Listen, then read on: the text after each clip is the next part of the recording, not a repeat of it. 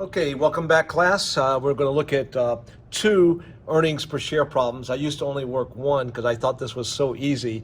Then everybody missed this problem on the exam. So I created another one last semester. I still think it's pretty easy stuff. You got to think through it because there's logic involved, and that is in the diluted calculation, you got to assume and understand, hey, what if everything got converted? And then you just go convert them, and you'll change your net income from the basic calculation, and you'll change your shares outstanding. So not really as hard. It may be intimidating, but this is really not hard stuff, but you're going to have to work it and figure it out. So I have a summary sheet here. If you go to the right screen here, you can take a look at that. This is posted on Canvas, so it's available to you.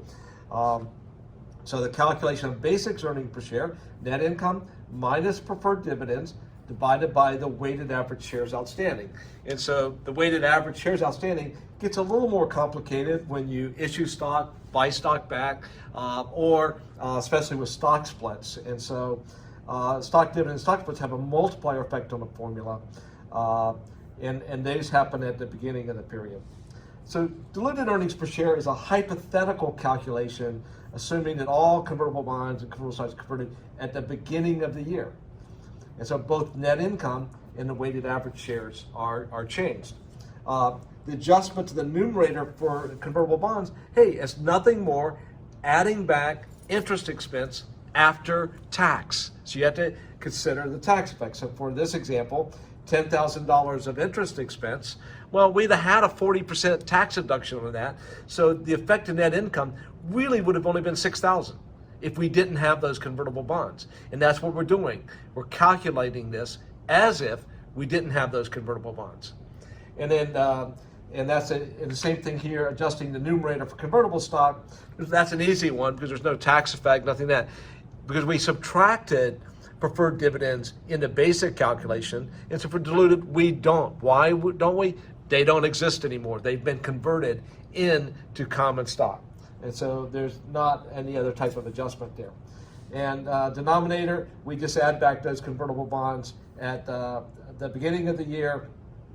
And anti-dilutive also, it can never, diluted EPS can never be higher than basic by definition. Never can be higher than basic. And then share-based compensation is covered in page 1120 to 1122. I leave that there for you to see and understand that that could affect diluted earnings per share, and it is one of the bigger impacts in today's environment. But I'm not going to test you on that, how that works, so you don't have to worry about it, but I want to make sure you know that it's there. So let's do in-class exercise number 1. Pause your video, work it on your own. This will be very helpful to you. You work this on your own, then I'll come back and work it.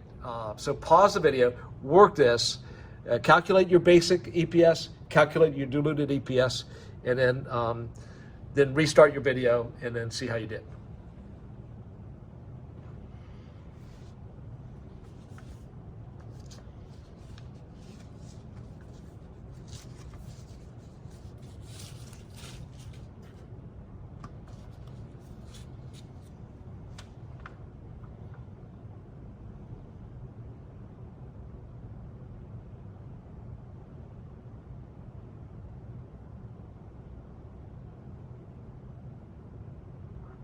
Okay, so we got the Mean Green Company, had 1 million shares of stock outstanding on January 1, sold 400,000 on July 1. So those are only outstanding for half of the year. We got to take that into account. And then we had 100,000 shares of preferred stock, $10 par times 10%. So we take, that would be 1 million times 10%. I think that's 100,000 preferred stock dividends each year. And each preferred share is convertible into 5 shares of common stock. And then we had convertible bonds. We had 1,000 of these at 5% convertible bonds, 1,000 of these at $1,000 face value. I think that's $1 million of bonds, and each is convertible. Each bond, individual bond, convertible into 100 shares. So 1,000 of these could become 100,000 shares. Net income's $1 million, 40% tax rate. We're going to care about that, and common stockholders receive $2 per share dividends after the preferred shareholders were paid. So let's work through this. Compute the basic earnings per share. So we've got $1 million of net income. Remember, that's already been tax affected because net income is after taxes. And we're going to subtract out the $100,000 in preferred stock dividends. Again, that calculation is going to be, we had 100,000 shares at $10 par value times 10%, and that equals 100,000.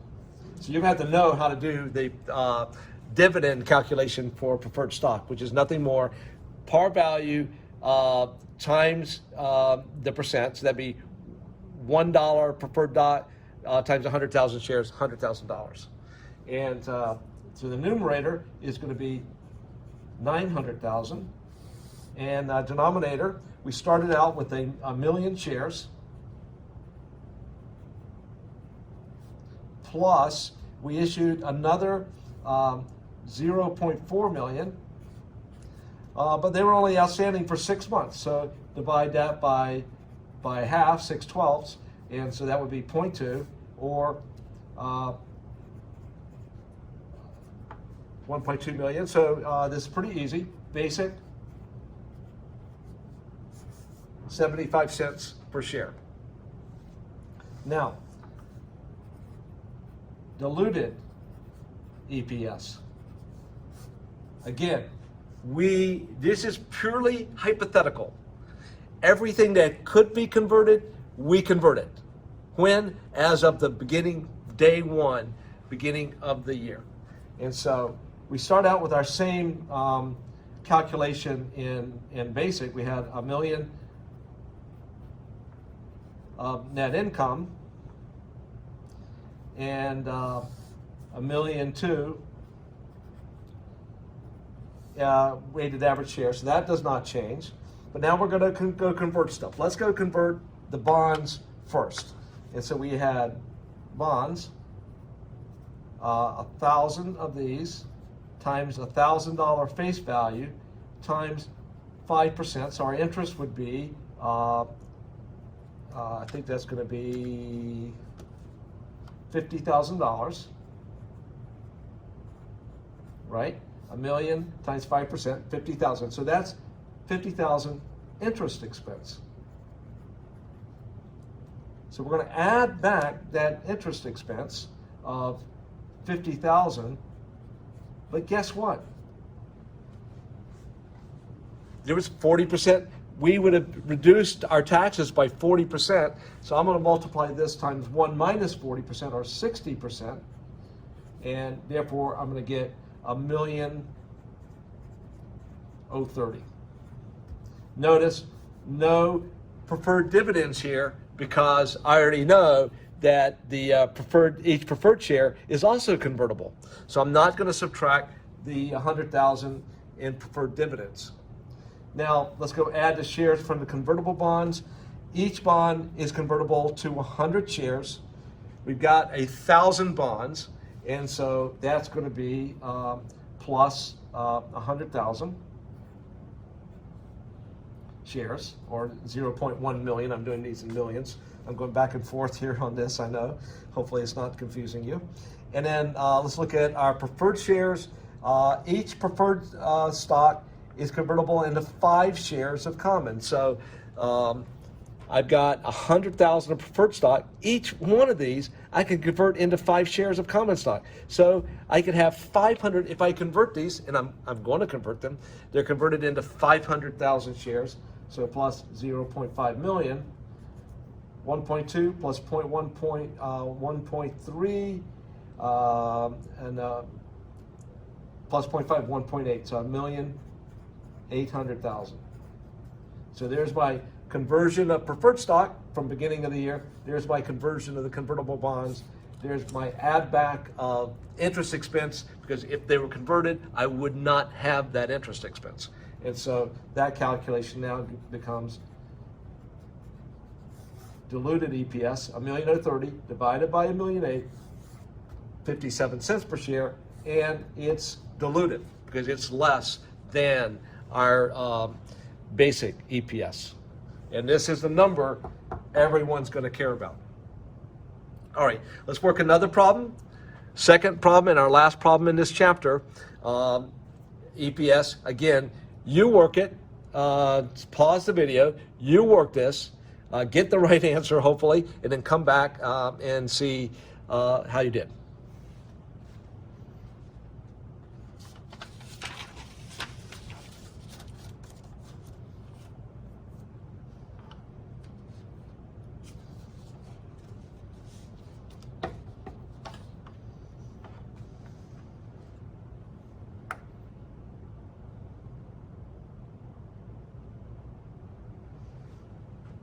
Okay, we have 100,000 shares of stock outstanding, and then this LSA Burger, man, one of my favorite places here in Denton.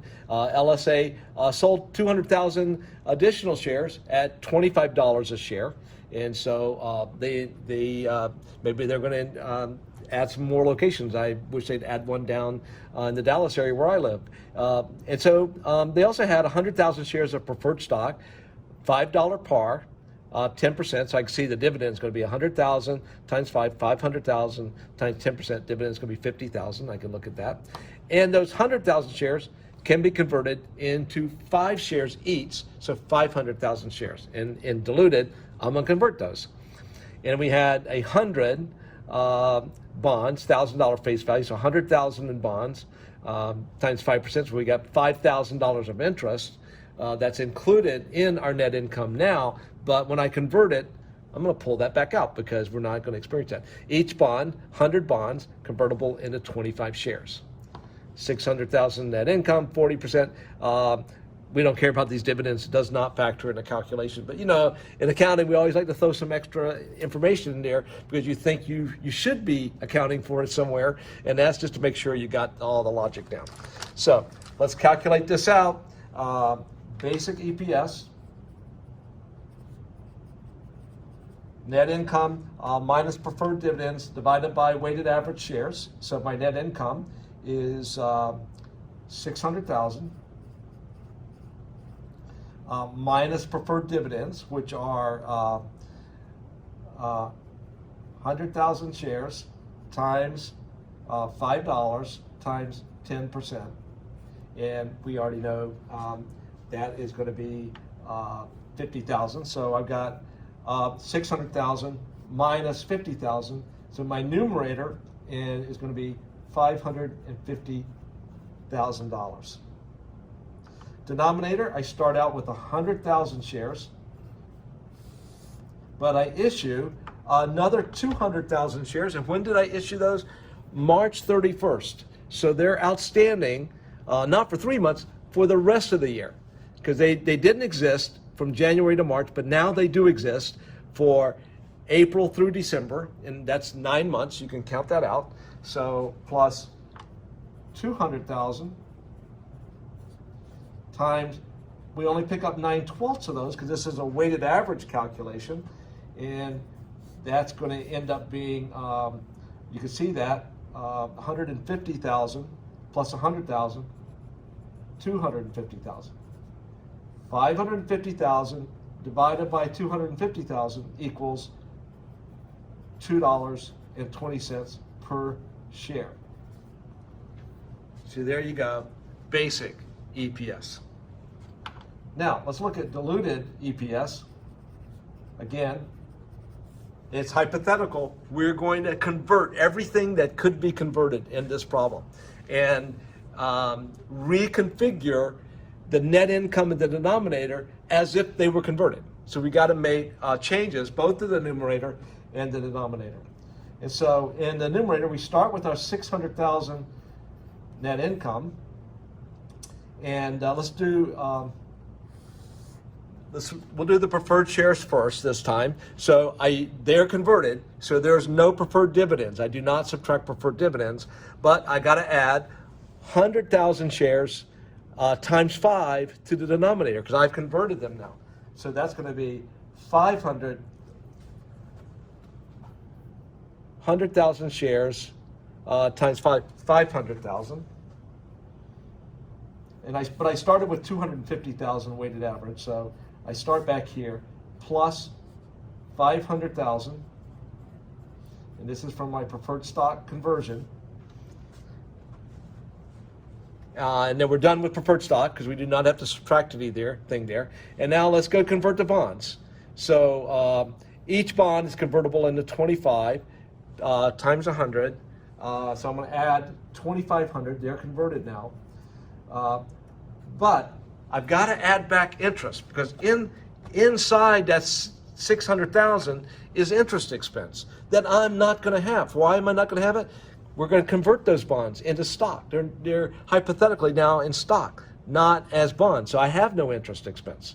And so how much is interest expense? 100,000 times 5%. Well, let's just do it. Let's just do the math here. It would be 1,000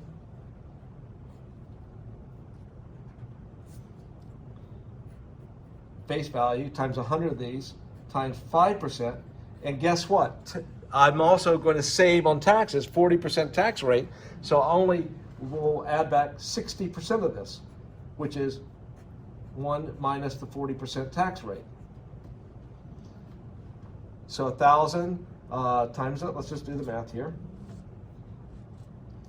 1,000 times 100 times 5% times 60%, $3,000. So that's going to be $3,000 plus my 600. I got $603,000 here in my numerator for diluted. And now let's add up all the shares. I got my weighted average from basic plus, look at all the shares that got converted by this preferred stock. 500,000 plus 2,500, and that's going to be 752,500. 603,000 divided by 752,500. Now that equals, look at this, basic was 220, diluted was only 80 cents. And so if we didn't calculate diluted, we'd miss the fact as an investor that those preferred shares are sitting out there. They can all convert into common shares. I'm going to get diluted here. And so if I'm banking on this company earning $2.20 for every share that I own, I'm going to be really mucked up when it turns out all those preferred stock gets converted. So the important and relevant information is 80 cents. So this is a great example that illustrates the importance of diluted EPS. And that, my friends, is the end of chapter 19, I think this is. Thank you, and we'll see you in the next video.